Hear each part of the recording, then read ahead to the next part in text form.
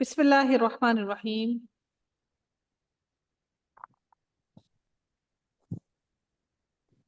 رب اشرح لي صدری ويسر لي امری واحلل عقدۃ من لسانی یفقهوا قولی۔ ربنا زدنا علما اللهم فقهنا فی الدین، آمین یا رب العالمین۔ ہم نے پچھلا رکوع دیکھا جس کے اندر اللہ تعالیٰ نے اللہ تعالیٰ نے پوری رکوع کے اندر ان لوگوں کو کہا کہ دیکھو کہ اگر جو لوگ منکر ہوں گے، جو اللہ کی بات کو نہیں ماننے والے ہوں گے، جو اللہ کی راہ پر چلنے والے نہیں ہوں گے، اور جو اللہ کے ساتھ شریک ٹھہرانے والے ہوں گے، اللہ تعالیٰ نے ان کی زندگی سے لے کر ان کی موت تک کا سارا احوال بتا دیا۔ اللہ نے یہ بھی بتا دیا کہ دیکھنا کہ پھر ان کی موت کس طرح سے ہوتی ہے، کہ ان کا جب وہ سلسلہ شروع ہوتا ہے سانس ٹوٹنے کا، اس لمحے سے دیکھ لینا کہ ان کے ساتھ کیا معاملہ ہوگا اور وہ کیسے اللہ تعالیٰ ان کو عبرت کا نشان بنا دیں گے۔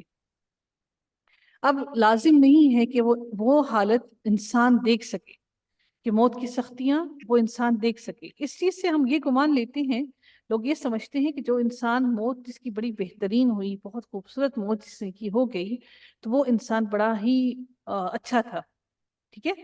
لیکن اور پھر یہ بھی گمان کرتے ہیں کہ جو جس کی موت اچھی نہیں ہوئی یہ جہنمی ہے۔ حضرت عائشہ رضی اللہ تعالیٰ عنہا کے بارے میں ان سے روایت میں ایک حدیث ہے کہ انہوں نے فرمایا کہ جب میں لوگوں کو ایسی مرنے کی حالت میں دیکھا کرتی تھی تو میں اس پریشانی میں ہوتی تھی کہ شاید اس کا کچھ ایسا عمل ہے کہ اس کو ایسی موت کی سختیاں اس کو دیکھنا نصیب ہو رہی ہیں۔ لیکن جب میں نے نبی کریم صلی اللہ علیہ وآلہ وسلم کو بھی موت کی سختیاں ان پر بھی موت کی سختیاں دیکھی، اس کے بعد میں نے یہ بات کہنا بند کر دی، انہوں نے یہ کہنا بند کر دیا کہ موت کی سختی ہر کسی کو نہیں ملتی ہے۔ لیکن نبی کریم صلی اللہ علیہ وآلہ وسلم نے، ہمارے پیارے نبی صلی اللہ علیہ وآلہ وسلم نے ہمیں ایک بڑا خوبصورت طریقہ بتا دیا کہ موت کی سختیوں سے بچنے کے لیے فرض نماز کے بعد اگر آیت الکرسی آپ پڑھ لیتے ہیں تو انشاءاللہ موت کی سختیاں کافی حد تک کم ہو جائیں گی۔ موت کی سختی کو ہر انسان نے برداشت کرنا ہے۔ انسان کو چھوڑیے، اگر آپ ایک چرند اور پرند اور جانور کو بھی دیکھیں تو موت اپنا حساب لیتی ہے۔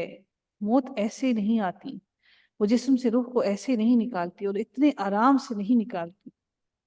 اب سوچئے کہ ایک انسان، اگر آپ اور میں، اگر ایک ہاتھ کا ایک حصہ چھوٹا سا انگلی کٹ جائے تو کتنی تکلیف ہوتی ہے، کتنا درد ہوتا ہے، وہ صرف کٹنے سے ہوتا ہے۔ تو پھر سوچئے کہ جسم کے اندر سے جب ایک ایک حصہ بے جان ہونا شروع ہو اور ایک ایک حصے میں سے کھینچ کر روح نکالی جائے، روح ایسا نہیں کہ بس فوراً پکڑی اور نکال کے باہر لے گئے، بلکہ اس کو جسم سے کھینچ کر نکالا جاتا ہے، تو کیا وہ اپنا حساب نہ لے گی؟ کیا وہ تکلیف نہ ہوگی؟ کیا آپ کو محسوس نہ ہوگا؟ ہمیں روایات میں ہم دیکھتے ہیں کہ میت کے بارے میں حکم یہی ہمیں دیا جاتا ہے کہ ہم اس کو آرام سے، پیار سے اس کو رکھیں، آرام سے اس کو غسل دلائیں، آرام سے اس کو اٹھائیں، آرام سے اس کو پلٹیں، آرام سے اس کے جسم کو غسل دلائیں۔ لیکن نن مسلمز کو اگر دیکھا جائے تو ان کو اس چیز کے بارے میں کچھ نہیں ہے۔ وہ کہتے ہیں بے جان ہو گئی، اس کے اندر سے ساری کی ساری سینسز ختم ہو گئی ہیں، اب اس میں کچھ محسوس نہیں ہو رہا۔ تو آپ ایک بات یاد رکھیے گا کہ اللہ تعالیٰ، اب اس بات کو یہ گمان کر لینا، بہت سے کوسچنس ایسے میرے پاس آتے ہیں، کچھ لوگ ایسا مجھ سے کہتے ہیں کہ ہم ساری زندگی نمازیں پڑھ پڑھ کر بھی، اور پھر ہم دیکھتے ہیں وہ لوگ جو کبھی نماز پڑھتے ہی نہیں اور فوراً ان کی موت ہو جاتی ہے، اور پھر سب لوگ کہتے ہیں اس کی موت ایسے ہوئی کہ وہ جنتی ہے، وہ بہترین اس کی موت ہوئی۔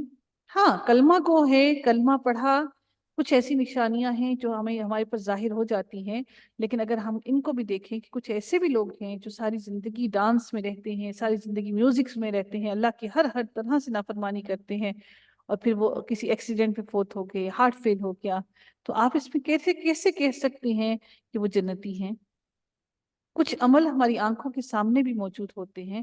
لیکن ایک اور اہم بات میں آپ لوگوں سے یہ ضرور شیئر کرنا چاہوں گی کہ جب کوئی انسان مر جاتا ہے تو اس کے مرنے کے بعد اس کی برائیوں کو بار بار یاد مت کیا کیجیے، کبھی بھی اس کی برائی کو یاد مت کیا کیجیے، کہ جب ہم ان کی برائیوں کو یاد کرتے ہیں تو جس طرح سے آپ ان کے بارے میں کہتے ہیں، کیونکہ ہمارے ساتھ ہر وقت فرشتے موجود ہوتے ہیں، وہ ہماری ہر بات کو لکھ رہے ہوتے ہیں، اور جو آپ ان کے بارے میں بات کریں گے وہ چیز ان پر واجب کر دی جاتی ہے۔ ہم اگر کسی دوسرے کے گناہوں کو یاد کر کے اس کے مرنے کے بعد بھی ڈسکس کرتے رہتے ہیں تو اس کو گناہ کا وہ گناہ پھر سے اس کے حصے میں وہ سلسلہ چلتا رہتا ہے، وہ عذاب چلتا رہے گا. اللہ سے دعا ہمیشہ کیا کیجیے جو چلے گئے ان کے عیبوں پر پردہ ڈالنا سیکھیے، ان کے عیبوں کو پکڑ پکڑ کے گھسیٹا مت کیجیے. بڑی بری عادت ہے ہم عورتوں کی کہ ہم عورتیں نہیں چھوڑتے، قبر میں اتارنے کے بعد بھی نہیں چھوڑتے. کہاں کہاں ہمیں اصلاح کی ضرورت نہیں، کہاں کہاں ہمیں ضرورت نہیں کہ ہم اپنے آپ کو بہتر کر لیں. اللہ رب العزت نے یہ ساری باتیں ہمیں بتا دیں.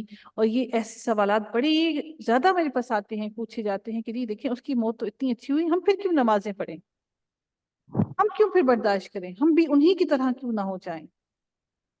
ایسا کیسے ممکن ہے کہ آپ اور وہ برابر ہو سکیں؟ اس طرح سے تو ہم منکر ہو گئے اللہ کی رحمتوں کے.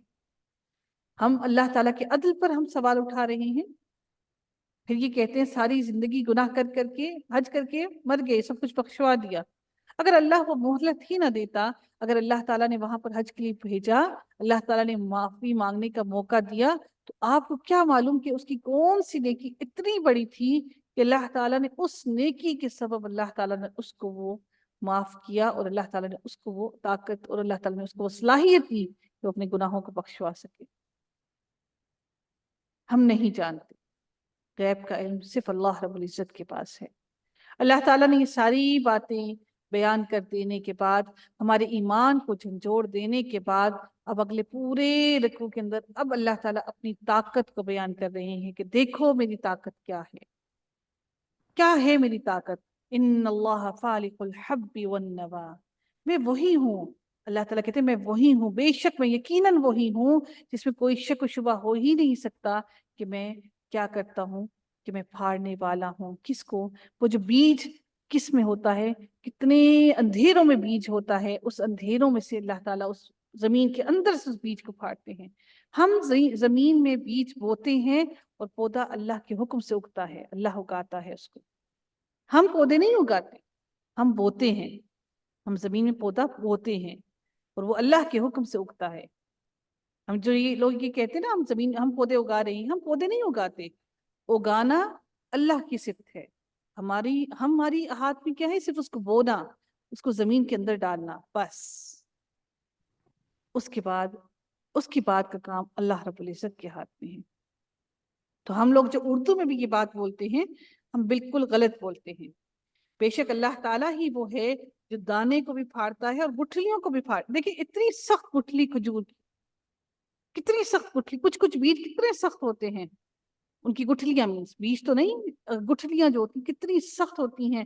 اور اللہ تعالیٰ ان سخت ترین گٹھلیوں میں سے اللہ تعالیٰ اس کو پھاڑ کے اس میں سے اتنا نرم اللہ تعالیٰ پودا نکالتے ہیں.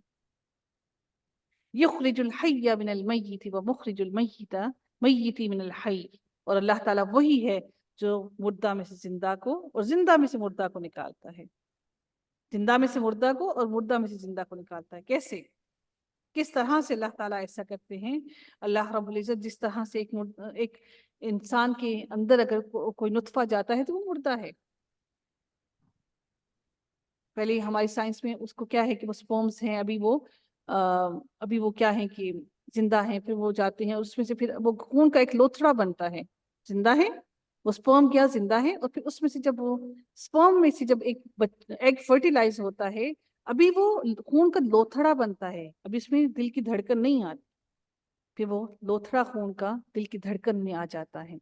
سب سے پہلی جو چیز بنتی ہے وہ کیا ہوتی ہے؟ ہمیں کہاں سے پتہ چلتا ہے یہ زندہ ہو گیا؟ اللہ تعالیٰ سب کچھ بنانے سے پہلے ڈاکٹر صاحبہ کیا دیتے ہیں اللہ تعالیٰ؟ جب ماں کے پیٹ میں بچہ آتا ہے، خون کا لوتھڑا بنا، اس کے بعد سب سے پہلی چیز کیا آتی ہے جس سے زندگی کا احساس پیدا ہوتا ہے؟ سب سے پہلے میم ہارٹ ڈیولپ ہوتا ہے اس کا 4 ہارٹ ویکس پہ. ڈیولپ ہوتا ہے. سبحان اللہ، ہارٹ بیٹ سب سے پہلے آتی ہے، وہ زندگی کی علامت ہے.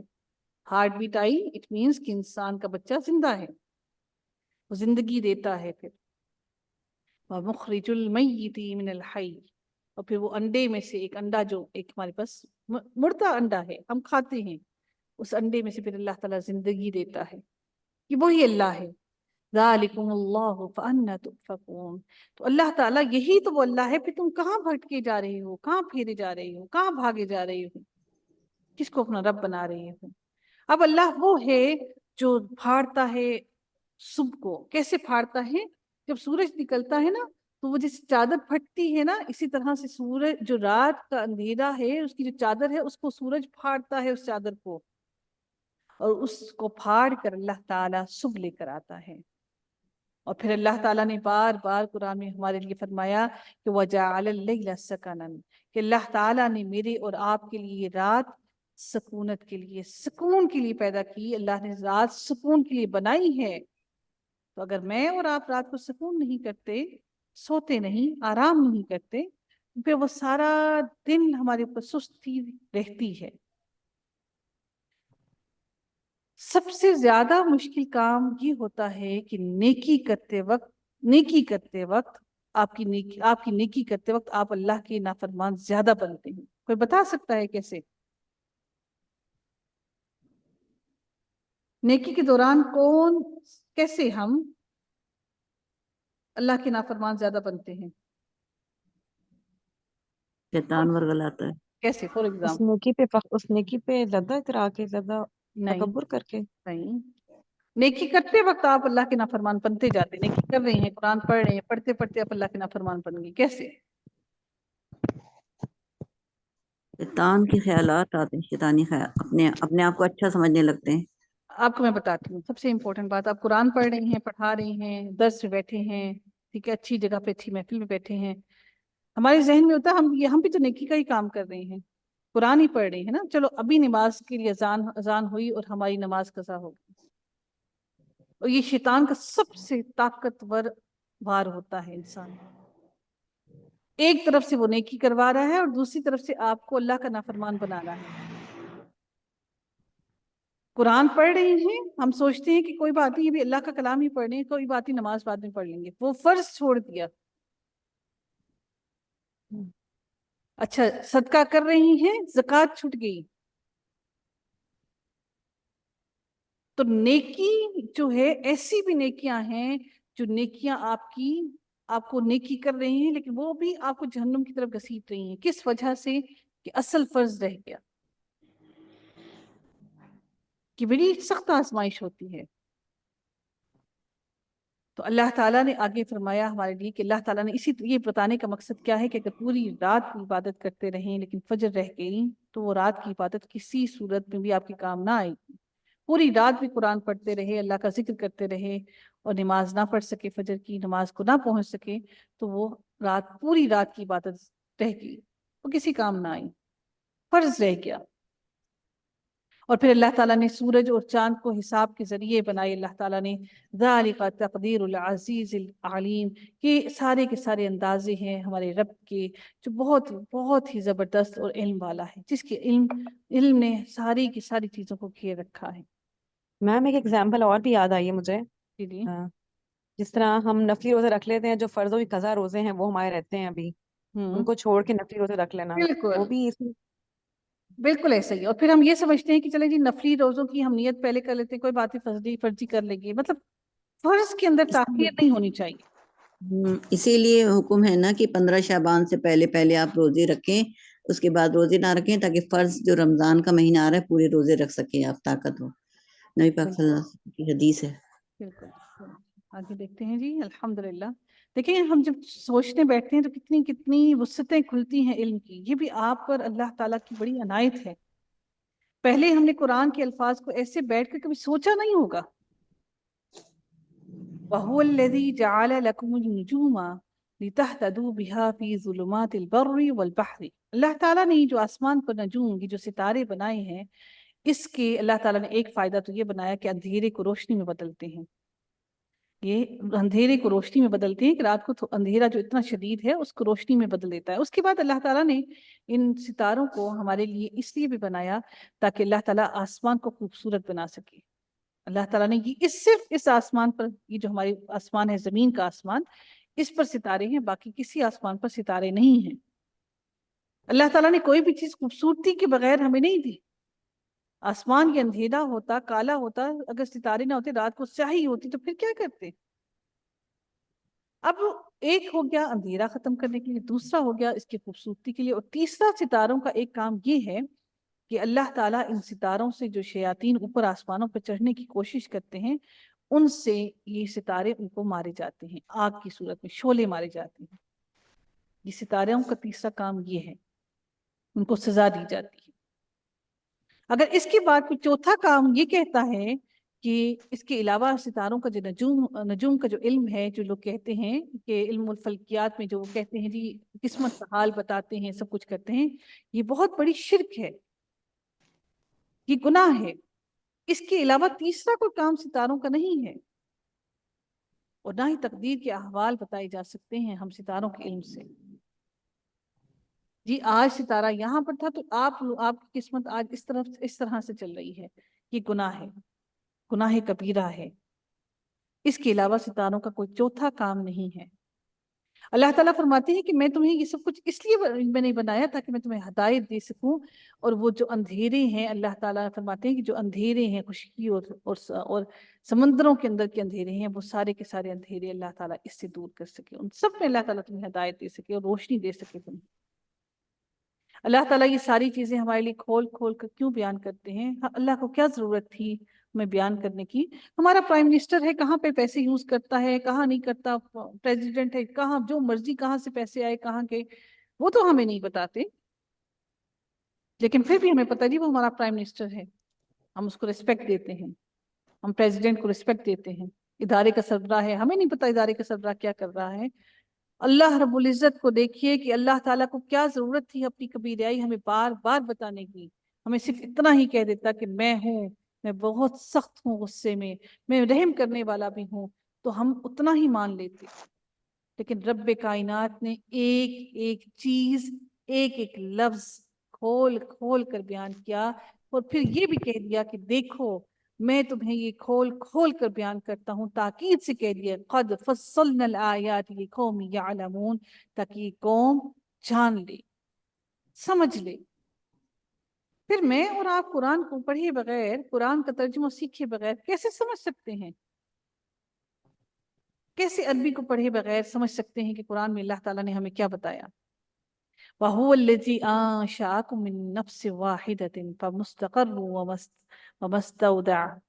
اللہ تعالیٰ وہ ذات ہے جس نے ایک نفس سے، ایک جان سے تمہیں پیدا کیا، پہلی مرتبہ حضرت آدم علیہ السلام سے، فَمُسْتَقَرٌّ ماں کا رحم، ماں کے پیٹ کے اندر، وَمُسْتَوْدَعٌ اور باپ کی نطفے سے، ان دونوں کو کہ سے اللہ تعالیٰ نے انسان کی تخلیق کی۔ قَدْ فَصَّلْنَا الْآيَاتِ لِقَوْمٍ يَفْقَهُونَ، اللہ تعالیٰ اس لیے یہ بتاتے ہیں تاکہ ہم قوم سمجھ سکیں۔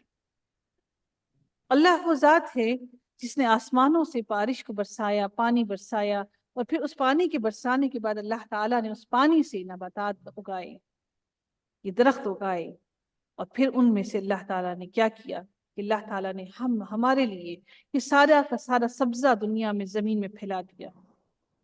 آپ کو معلوم ہے کہ زمین پر یہ جو راستے ہیں یہ بھی اللہ نے بنائے ہیں۔ یہ جو پہاڑوں پر پہاڑ ہوتے ہیں، جتنا بھی مشقت والا پہاڑ ہو، اللہ تعالیٰ نے ان پہاڑوں پر بھی اللہ تعالیٰ نے راستے بنائے، یہ راستے بھی اللہ تعالیٰ کی طرف سے ہیں، یہ چراگاہیں بھی اللہ نے بنائی ہیں۔ پھر آپ نے اور میں نے کیا کیا سوائے نافرمانی کرنے کے؟ اور کچھ نہ کیا۔ ہم سوائے اللہ تعالیٰ کی نافرمانی کرنے کے اور کچھ نہیں کر رہے اس زمین پر۔ اللہ تعالیٰ فرماتے ہیں کہ اس کے بعد اللہ تعالیٰ نے سبزہ بھی دیا، نخرج منہ حبا متراکبا، اور پھر اللہ رب العزت ارشاد فرماتے ہیں کہ اللہ تعالیٰ نے پھر تہ بتہ دانے کیسے کہ تانے تہ بتہ ہوتے ہیں بالیوں میں، جڑے ہوئے ہوتے ہیں۔ آپ نے دیکھا کبھی انار کو کیسے جڑے ہوئے ہوتے ہیں اس کے دانے، اور اس کی اللہ کی قدرت دیکھیں کہ کس طرح سے ایک دوسرے کے اندر پیوست ہوتے ہیں۔ وَمِنَ النَّخْلِ مِن طَلْعِهَا قِنْوَانٌ دَانِيَةٌ، پھر اللہ تعالیٰ نے کیا فرمایا کہ اللہ تعالیٰ نے پھر کھجوریں، اور پھر اس کے بعد ان کی شگوفوں سے پھر خوشے جھکے ہوئے ہیں، اللہ تعالیٰ نے یہ ساری چیزیں، اور پھر اللہ تعالیٰ نے جو انگور دیے وہ گچھوں کے گچھے انگور، ہر پھل کا اگنا، ہر پھل کا لگنا اپنے درخت پر مختلف ہے، ہر پھل کی شکل مختلف ہے، ہر پھل کی صلاحیت مختلف، ہر پھل کا ذائقہ مختلف۔ کچھ ایسے ہیں جو ملتے جلتے ہیں، کچھ کے ذائقے ملتے جلتے ہیں، اور کچھ بالکل ہی نہیں ملتے جلتے۔ انار کی شکل کیا کسی سے ملتی ہے؟ نہ اس کی خاصیت ملتی، نہ اس کا بناوٹ ملتی، نہ اس کی خوبصورتی ملتی۔ اس کے سر پر اللہ نے تاج بنا دیا، سبحان اللہ۔ کبھی سوچئے ایک ایک چیز اللہ تعالیٰ کی اٹھا کر دیکھ کر صرف اسی کو سوچنا شروع کر دیجئے تو وہی اسی میں ہم ڈوب جائیں۔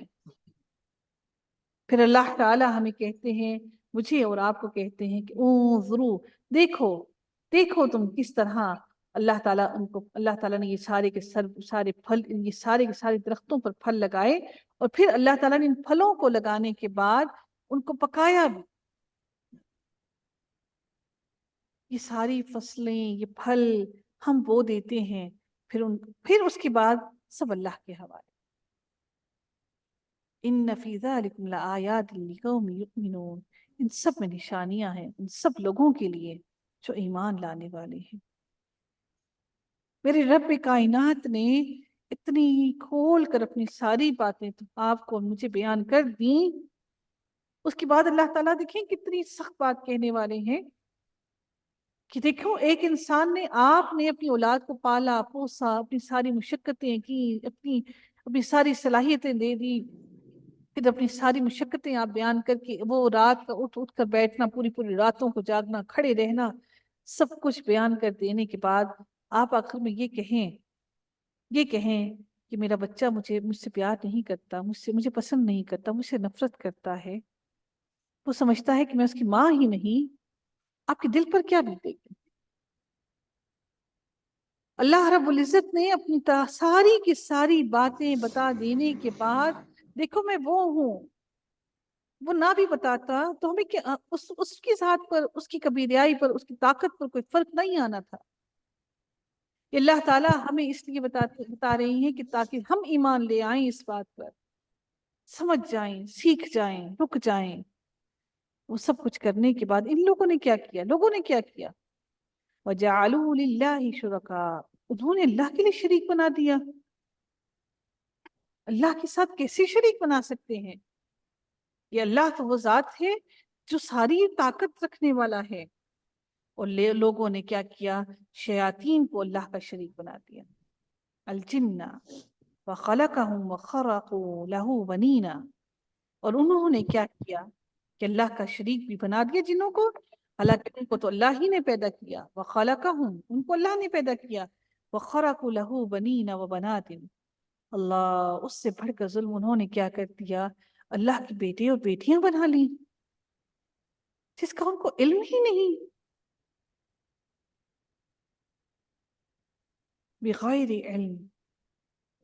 پھر اللہ رب العزت، میرا رب کائنات، میرا پیارا سا رب، ہمارا وہ رب جو رحیم ہے، اتنے گناہ کر جانے کے باوجود بھی ہمیں معاف کر دیتا ہے، پھر کہہ رہا ہے سبحانہ وتعالی عما یصفون، پاک ہے وہ رب کائنات ان ساری کی ساری باتوں سے، وہ بلند اور بالا تر ہے ان ساری باتوں سے جو یہ لوگ بیان کر رہے ہیں، جو اللہ کے ساتھ ملا رہے ہیں جن کو۔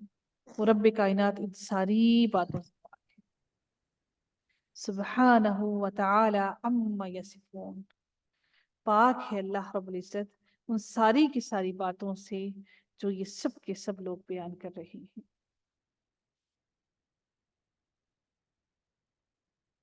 سبحان ربک رب العزت عما یصفون، وسلام علی المرسلین، والحمد للہ رب العالمین۔